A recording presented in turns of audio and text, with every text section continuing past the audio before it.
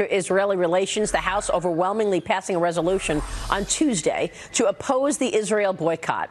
The measure winning bipartisan support, but it is facing some pushback from some outspoken progressives. Freshman Congresswoman Alexandria Ocasio-Cortez, one of the few lawmakers to vote against it, along with her colleagues Ilhan Omar and Rashida Tlaib. The fourth member of the so-called squad, Ayanna Pressley, veering from the pack to support it. Just a few moments ago, I spoke with Michigan Congresswoman Debbie Dingell, who also voted no. I asked her why. Congresswoman Dingell, you also voted against this bill. Why? I was one of the. I represent the largest population of Arab Americans in the country, and I am a very strong supporter of Israel. I think that this resolution was designed to totally divide us. I believe in free speech. Our Constitution's under attack right now, Marie, and I think everybody, all the viewers here, need to worry about freedom of speech, freedom of religion. Joining me right now is Tennessee Congressman, member of the House Republican Study Committee, and one of the co-sponsors of this resolution, David Kustoff. And Congressman, thanks very much for joining us. Good morning, Maria. Can you explain the resolution? Yeah. Well, you know, what we voted on the other day is simply a statement from the floor of the House of Representatives to the nation and really to the world that we're not going to tolerate anti-Semitism and we're going to support Israel. To me, it's a no-brainer. I just heard the interview with Congressman Dingell. It's a no-brainer. This should have passed with 0 no votes.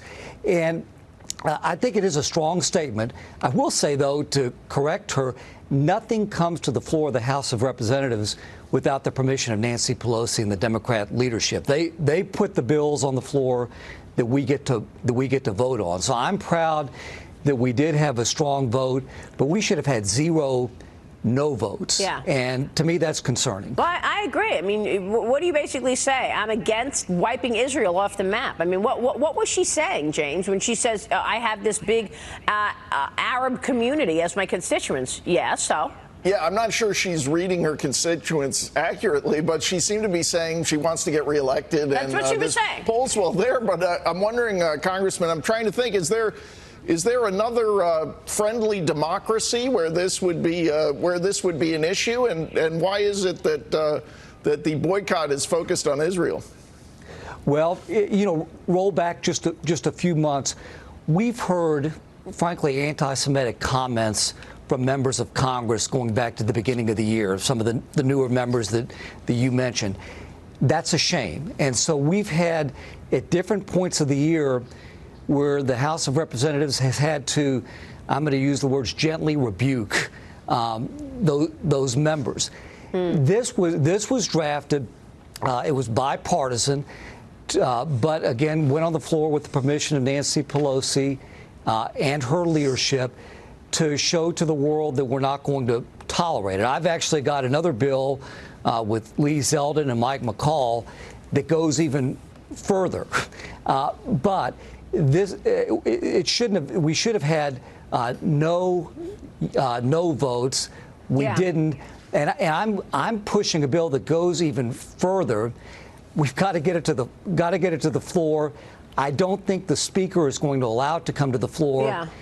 And so we're trying to push it to the floor with what's called a discharge petition, where we need 218 signatures to sign on. We've got a little under 200 right now. Well, Congressman, you are one of 2 Jews in Congress, right? You and Lee in the Republican Party in Congress.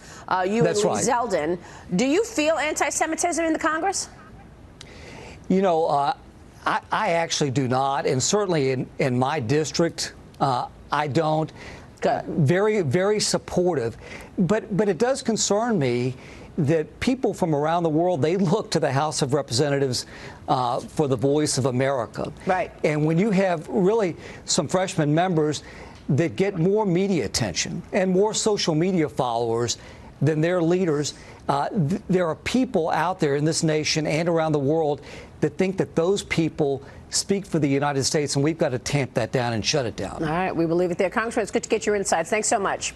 Thank you so much, and I like your new set. Oh, thank you so much. We like it, too. We appreciate that. David Kustoff joining us there. Thank you, Congressman.